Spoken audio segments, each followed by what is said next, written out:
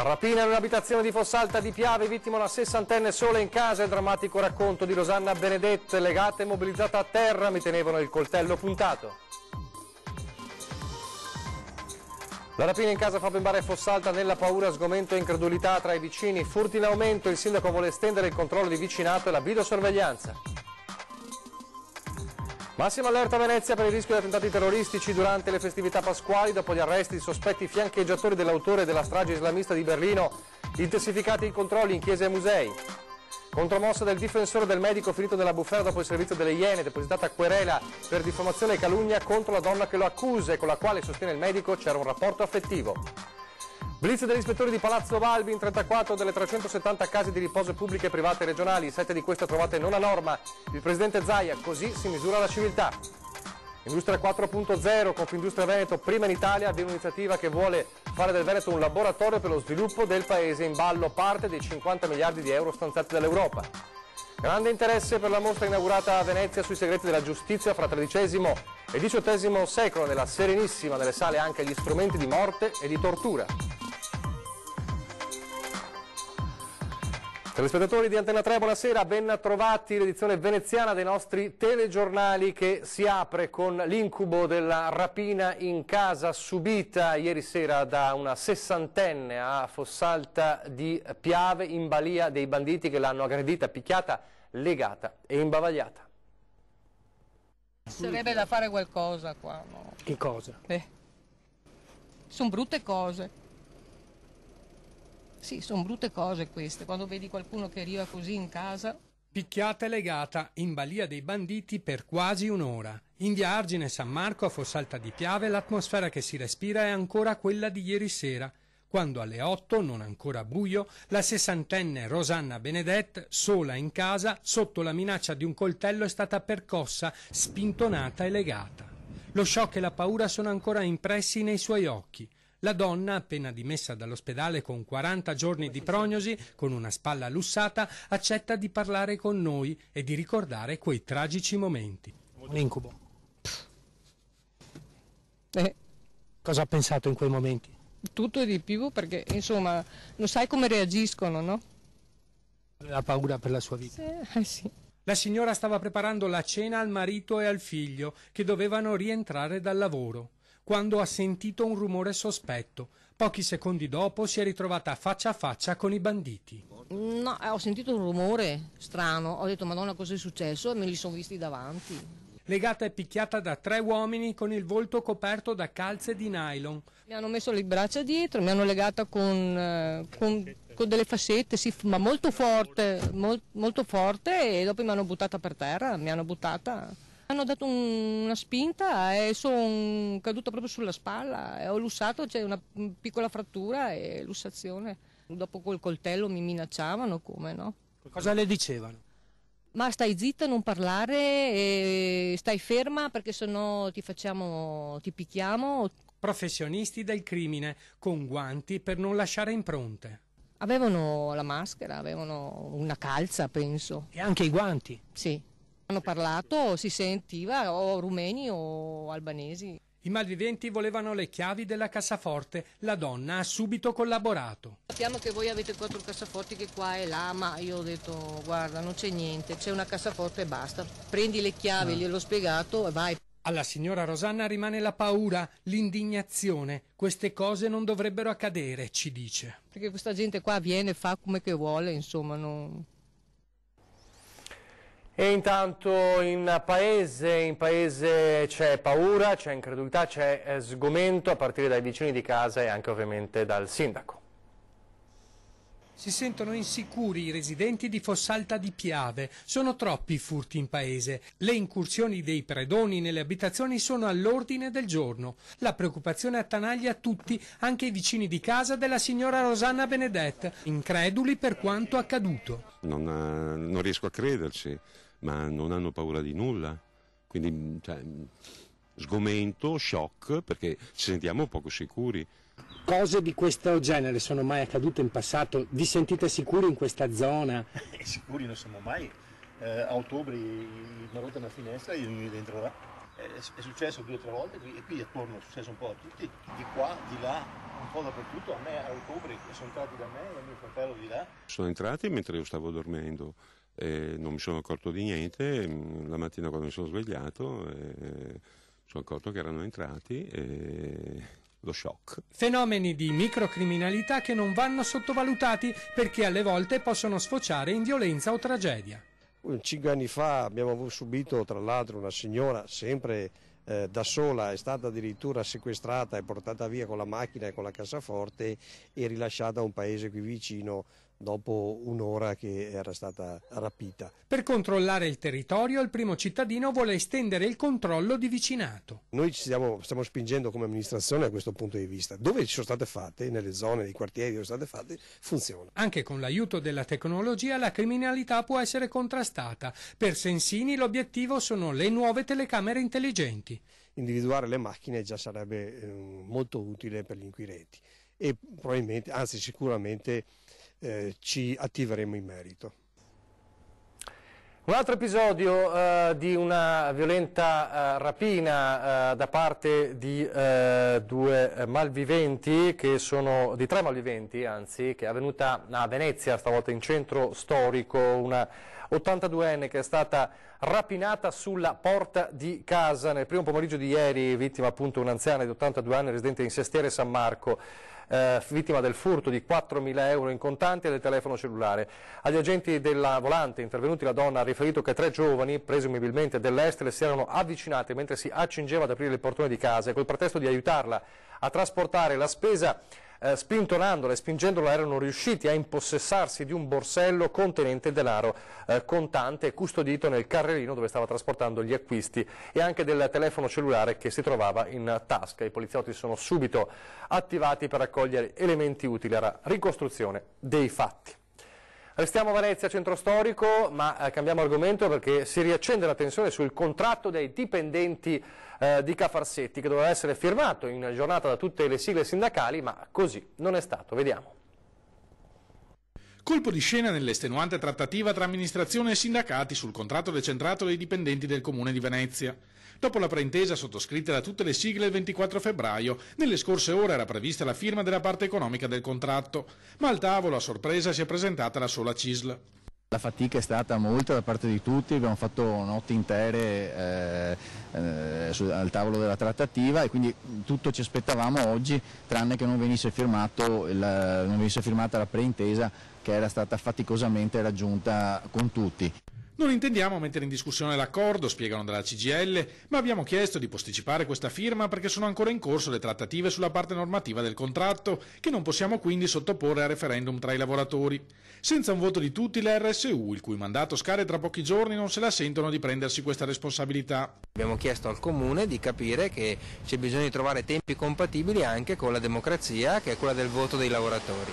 Per cui o ci saranno le condizioni per una trattativa celere nei prossimi 10 giorni, oppure inevitabilmente, non avendo la possibilità di andare al referendum tra i lavoratori, bisognerà dilatare i tempi e andare dopo le elezioni che saranno il 17, 18 e 19 di aprile. Indignata la CISL, che ancora una volta si è ritrovata da sola a firmare l'accordo con l'amministrazione. In questo modo, spiegano, scatteranno da subito gli aumenti salariali medi di circa 1.300 euro al lavoratore che i dipendenti non avrebbero ottenuto se anche noi avessimo disertato il tavolo. Gli impegni presi c'erano, le date erano concordate e soprattutto la mancata adesione, sottoscrizione finale della preintesa farebbe sì che i lavoratori potrebbero perdere 1.300 euro medi raggiunti dopo con tanta difficoltà da parte di tutti. Quindi per me è inqualificabile il comportamento dei colleghi. Grave anche, attaccano ancora dalla CISL, la mancanza di rispetto dimostrata nel non avvisare dell'assenza né il Comune né i colleghi della RSU. È stata mancanza di correttezza, forse per paura di perdere le elezioni RSU per firmare con questa amministrazione, continuare a fare melina, continuare a fare lotta politica e non lotta sindacale. Intanto Venezia fa i conti con una Pasqua in arrivo blindata, ovviamente, dopo gli arresti per terrorismo di queste ore in Italia. A Cuneo saranno intensificati i presidi di vigilanza e controllo del territorio, ovviamente sono sotto sorveglianza speciale chiese e musei. Massima allerta a Venezia per il rischio di attentati terroristici durante le festività pasquali.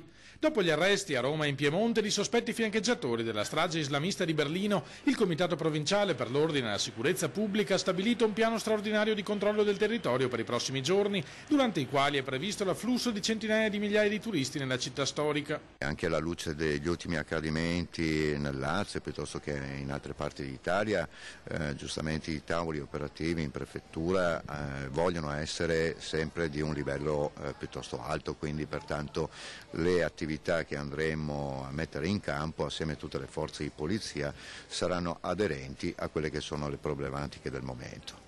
Fino al 1° maggio saranno quindi intensificati i presidi di vigilanza e controllo del territorio nelle aree maggiormente interessate dagli itinerari turistici e nei principali luoghi di culto. Sotto sorveglianza speciale anche i musei, molti dei quali prevedono aperture prolungate nel corso della prossima settimana.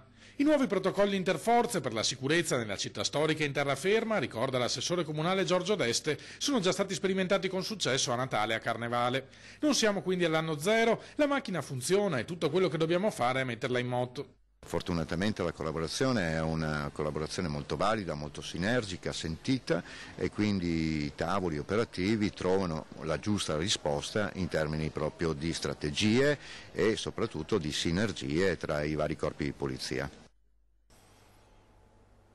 A proposito di sicurezza nei luoghi a rischio, hanno fatto discutere le immagini di quell'uomo che ieri pomeriggio si trovava senza che potesse essere in quel luogo, nella pista dell'aeroporto Marco Polo di Tessera, inseguito dagli uomini dell'handler, dagli uomini dei bagagli e poi bloccato dalla polizia. Immagini che hanno scatenato la reazione del sindacato di polizia UGL con un comunicato arrivato poco fa del segretario regionale Mauro Ormelau, che dice: quello che è accaduto ieri in aeroporto non dovrebbe mai succedere, di fronte a questa falla ci sentiamo in dovere di intervenire.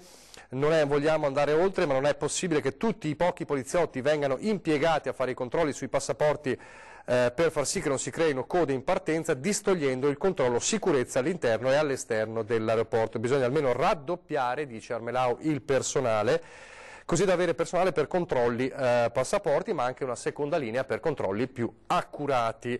E in merito invece la nota di Save, che cerca di minimizzare un po' la situazione parlando di un gesto incauto di una persona, di un passeggero che ha agito ad imbarco già concluso del volo su Catania.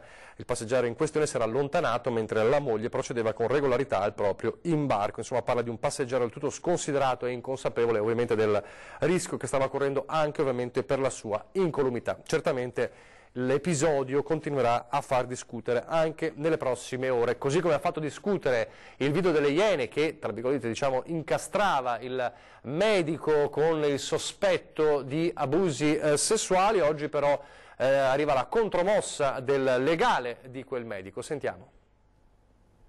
Conversazioni telefoniche, messaggi e chat. Il medico, finito nella bufera dopo il servizio delle Iene, ha raccolto tutta la documentazione utile a dimostrare che con la donna che l'accusa c'era una relazione. Un dossier corposo è stato allegato alla denuncia querela per calunnia e diffamazione che il suo legale, l'avvocato Dir Campaiolo di Venezia, ha depositato in procura. Contesta integralmente l'aver abusato oppure fatto violenza sulla signora. La signora non era neanche una sua paziente perché è venuta solo una volta a fine febbraio da lui in studio, si è presentata, lui ha detto devi fare il cambio di residenza per essere mia paziente, poi puoi iscriverti nelle liste, ed è iniziata un rapporto, diciamo, affettivo. Da fine febbraio a circa metà marzo la donna non si fa più sentire dal medico, racconta l'avvocato Campaiola, poi è lei stessa che lo contatta e si reca nello studio di via Milano. E lì il mio assistito ammette c'è stato un rapporto sessuale consenziente al di fuori dell'orario di studio, che comunque, ribadisco, non era una paziente del mio assistito. Una denuncia querela che punta a dimostrare l'insussistenza dell'accusa di abusi sessuali nei confronti di quella donna in particolare e di chi che sia. Il mio assistito è distrutto, dice il legale. Si è sentito lusingato perché la signora, sia tramite messaggi che con le chiamate, ha rivolto continui apprezzamenti positivi nei confronti del mio assistito, quindi era molto, diciamo, apprezzava i suoi modi, si sentiva invaghita di lui, tant'è che anche quando vi è stato il rapporto sessuale la signora è stata riaccompagnata tranquillamente a casa dal mio assistito. Il medico nel frattempo si è visto sospendere la convenzione con l'ULSS 3 Serenissima, mentre l'Ordine dei Medici di Treviso, cui il medico risulta iscritto, sta valutando proprie azioni a tutela della categoria. E adesso parliamo dei controlli a tappeto nelle case di riposo del Veneto. Ordinarli il governatore Luca Zaia, che oggi traccia un bilancio sostanzialmente positivo, ma con alcuni problemi da non sottovalutare. Blitz degli ispettori di Palazzo Balbi in 34 delle circa 370 case di riposo pubbliche e private regionali, che ospitano circa 3.700 anziani su un totale di 32.000. Su 34 controllate, 7 hanno degli aspetti negativi, cercheremo di farli aggiustare, ma dire che sono lager, dire che sono strutture da chiudere, assolutamente no. Le criticità maggiori hanno riguardato pulizia di ambienti, cattivi odori, locali poco arieggiati o che non permettono di uscire con facilità. Sul fronte degli ospiti, invece, risultati positivi riguardo all'igiene, ma qualche problema relativo al dato relazionale e all'isolamento dei pazienti. L'insufficienza di questi 7 istituti, tiene a precisare il governatore Luca Zaia, è valutata con il Metro Veneto, perché tali strutture altrove potrebbero essere considerate a 5 stelle. Ma per noi geriatrie e case di riposo sono il principale banco di prova su cui misurare la civiltà. Era quindi giusto fare questi controlli, che sono avvenuti in tutte le ULSS e proseguiranno anche nei prossimi mesi. Senza la volontà di essere persecutori nei confronti dei gestori, ma la volontà invece di fare un'altra cosa, di fare dei controlli a campione, una task force fatta di medici, di geriatri, insomma di persone esperte per ogni ULSS, e a campione andare a controllare i nostri anziani se sono curati bene, se gli alloggi sono degni di questo nome, se la pulizia c'è e quant'altro. Le case di riposo che hanno ottenuto esito negativo, annunciano dalla Giunta regionale, saranno rese note solo al termine della relazione finale delle commissioni istituite da ogni ULSS e i risultati saranno notificati alle autorità competenti. Si è fatto un bel lavoro, ci sono tutta una serie di parametri controllati, dopodiché avremo i verbali, del resto siamo ancora a poche ore dal blitz, per cui non abbiamo ancora i verbali, abbiamo però delle schede che già ci dicono cosa si è controllato, cosa si è fatto. Adesso una brevissima pausa pubblicitaria, torniamo subito.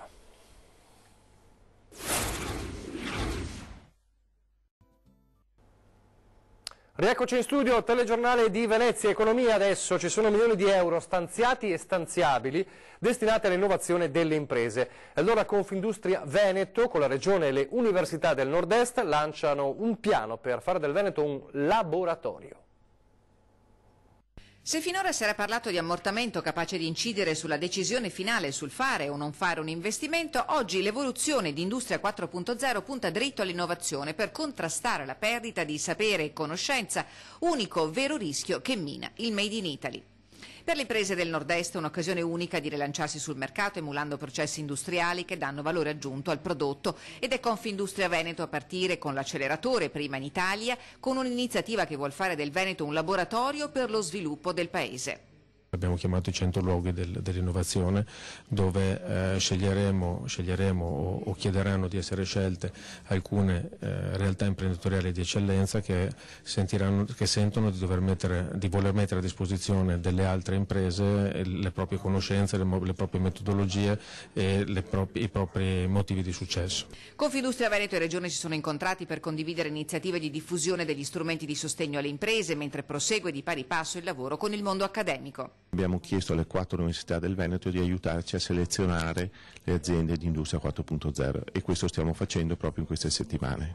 I bandi scadranno in aprile, non bisogna perdere tempo, tanto più alla luce dei dati elaborati da Fondazione Nord-Est sulla capacità di intercettare gli incentivi. Il 46% delle imprese venete ne ha approfittato, ma c'è ancora una buona fetta di imprenditori che non nutrono interesse o peggio, che non hanno i mezzi finanziari per affrontare gli investimenti, segno che la ripresa del territorio, un tempo locomotiva del Nord-Est, è ancora di là da venire, ma la fiducia c'è. E noi siamo il Veneto, sappiamo perfettamente che cos'è il Veneto nel mondo, cosa che si è costruita con tutte le categorie di prodotto che abbiamo, non sono solo prosecco occhiali, ma c'è il mobile, l'alimentare, insomma siamo un'eccellenza a 360 gradi. I segreti della giustizia, anche inquietanti, tra il XIII e il XVIII secolo della Repubblica Serenissima, si parla anche di strumenti di morte e di tortura. Tutto questo è Venice Secrets, che è la mostra inaugurata a Venezia che sta destando molto interesse. Benvenuti qui, in questo museo di torture e di segreti che celebra crimini, storie antiche. Per l'occasione noi siamo venuti qui a raccontarvi qualcosa. Una giustizia severa con pene certe, anche se a tratti crudeli, nel periodo storico che va dal XIII al XVIII secolo, suggestive scenografie, testimonianze, documenti inediti, macchine di morte, corpi veri plastinati, sono solo alcuni degli elementi che concorrono a rendere Venice Secrets una mostra unica nel suo genere, a mostrare misteri, segreti, morte e oscurità.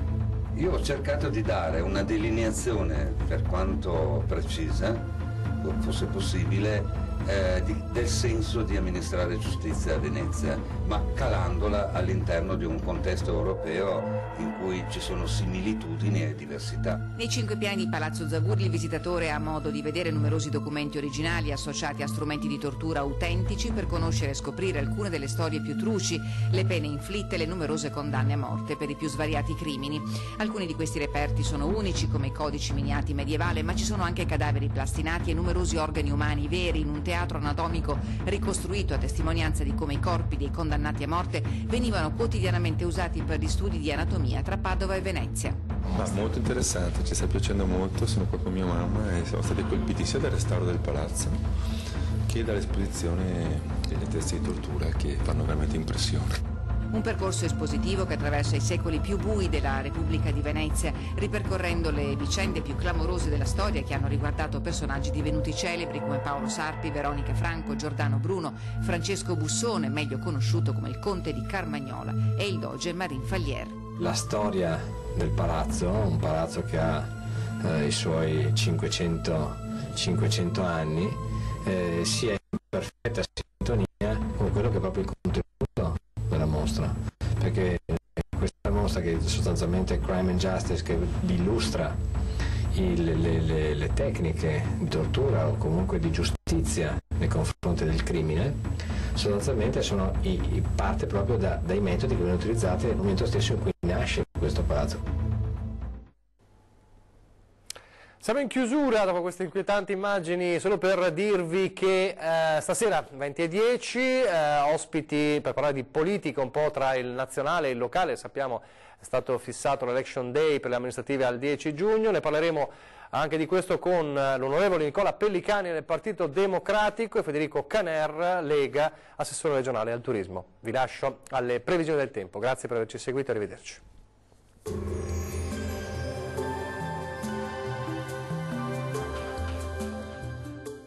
Tonus è il miglior negozio di calzature moda comoda. Avrete il più vasto assortimento di calzature Fratelli Tomasi. Eleganza e comodità, perché camminare è vivere.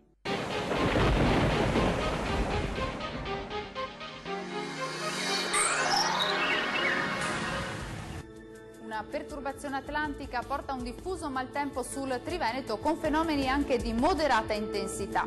Vediamo il dettaglio di sabato 31 marzo. Sul Veneto sin dal mattino molte nubi con precipitazioni diffuse anche a carattere temporalesco e moderate. Migliorerà ovunque entro la nottata. Diamo uno sguardo all'andamento delle temperature, le minime saranno comprese tra 7 e 10 gradi, valori massimi invece in aumento compresi tra 12 e 15 gradi circa. Tempo spiccatamente instabile anche sul Friuli Venezia Giulia, piogge un po' su tutti i settori, anche forti e con rischio di fenomeni violenti. Temperature minime sui 9 gradi, massime invece che risulteranno essere comprese tra 11 e 14 gradi. Raggiungiamo infine il Trentino Alto Adige. Tempo anche qui perturbato ovunque con piogge diffuse e con locali nevicate sui settori di confine. Temperature minime tra 7 e 8 gradi, massime invece sui 12 gradi circa. Dal meteo di Antenna 3 per ora è tutto. Arrivederci al prossimo aggiornamento.